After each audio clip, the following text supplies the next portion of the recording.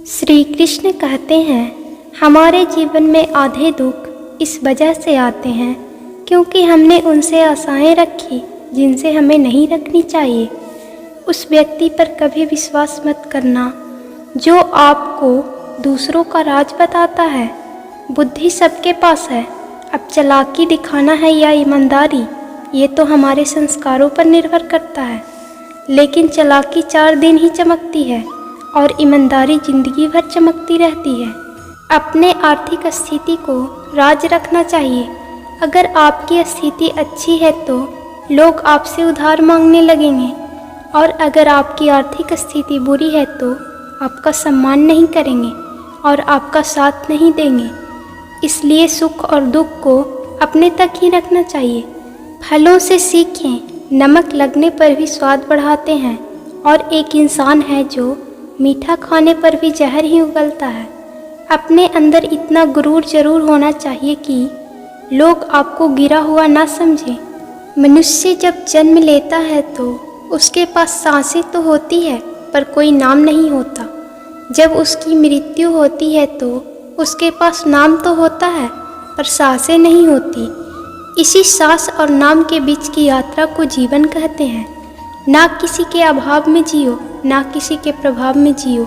ये जिंदगी है आपकी, अपने स्वभाव में जियो। आप हमेशा ये सोचते हो कि किसी को बुरा न लग जाए, पर क्या कभी ये सोचा है कि किसी की बात को आपको भी बुरा लग सकता है। अक्सर मजाक का सहारा लेकर लोग दिल की बात बोल जाते हैं। जिंदगी में अगर कुछ हासिल करना है तो अपना पूरा ध्यान और अपनी पूरी शक्ति उसी पर लगा दो। विश्वास रखना, आपको वो चीज़ ज़रूर मिलेगी। औकात से बड़े दिखावे इंसान को कर्ज में डुबा देती है। मैंने देखा है ये आलम ज़माने में लोग बहुत जल्दी थक जाते हैं रिश्ते निभाने में।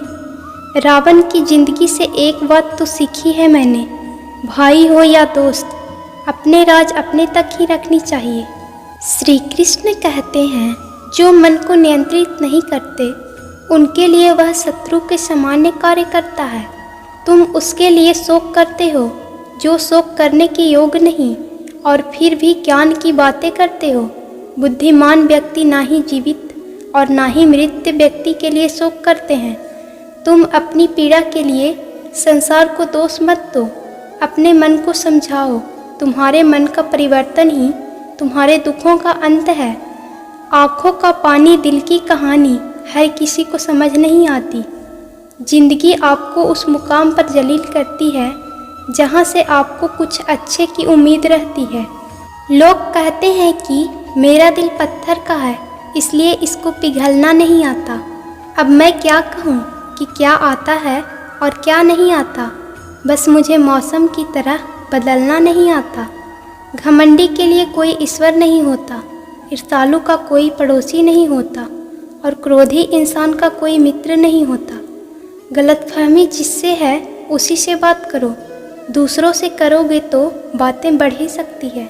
जीत भी काफ़ी लगती है अगर कोई बधाई देने वाला आपके साथ ना हो। दर्द बताकर बदनाम हो जाओ, इससे अच्छा है मुस्कुराकर खामोश हो जाओ। कहाँ हारती है औरतें, उन्हें तो हराया जाता है। अरे लोग क्या कहेंगे, उन्हें ये कहकर डराया जाता है।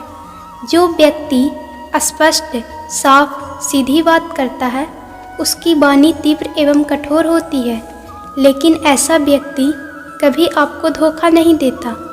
जो नसीब में नहीं वो रोने से भी नहीं मिलता। किसी को धोखा देकर खुश मत होना। जब कर्म का चक्र घूमकर तुम पर आएगा तो तुम कहीं के भी नहीं रहोगे। क्या लूटेगा जमाना खुशियाँ हमारी, हम तो खुद ही अपनी खुशियाँ दूसरों पर लुटाकर जीते हैं। अपनी तकलीफ़ सिर्फ उन्हें बताओ जो आपके दर्द समझने के काबिल हो। खुद को इतना भी दिलासा मत दीजिए, क्योंकि कोई इतना भी व्यस्त नहीं होता कि उसे आपके लिए वक्त ही ना मिले। दूसरों की ज़िंदगी में अपनी जगह ढूंढना बंद कर दो। विश्वास रखना, आप बहुत खुश रहोगे। वहम मत पालो कि हर रिश्ता खास होता है। यहाँ हर अपना दिखने वाला शख्स आखिरकार धोखेबाज होता है। ज़िंदगी में ऐसा बनो कि जो जैसा है उसे उस भाषा में समझाओ। बुरे वक्त में जो इंसान आपका साथ छोड़ दे तो ये मान लेना कि वो आपके साथ कभी था ही नहीं। बेवजह नहीं होती किसी से मुलाकातें, किसी से सबक मिलता है तो किसी से ज्ञान मिलता है। याद तो बहुत आते हो लेकिन अब मिलने का मन ही नहीं करता तुमसे। गलत दिशा में दौड़ने से बेहतर है कि सही दिशा में आराम से चलो। कोई आपका साथ नहीं देगा, यहाँ आपको लड़ना भी खुद है और संभलना भी खुद है। आप जितना डरोगे लोग आपको उतना ही डराएंगे, और अगर आप हिम्मत करके आगे बढ़ोगे तो बड़े बड़े भी आपके सामने सर झुकाएंगे।